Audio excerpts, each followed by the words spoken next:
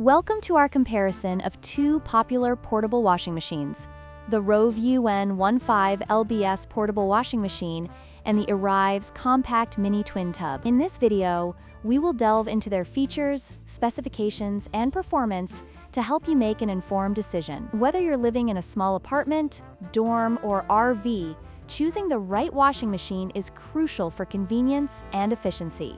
Let's get started.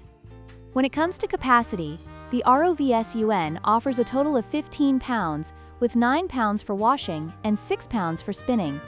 This makes it suitable for smaller loads. On the other hand, the Erivess boasts a much larger capacity of 32 pounds, with 20 pounds for washing and 12 pounds for spinning. This allows users to do more laundry at once, making it ideal for larger households or those who prefer to wash more clothes in a single cycle.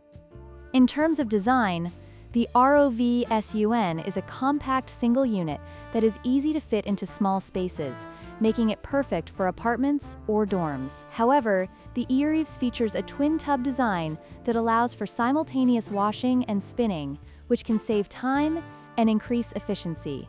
This design is particularly beneficial for users who want to multitask during laundry day.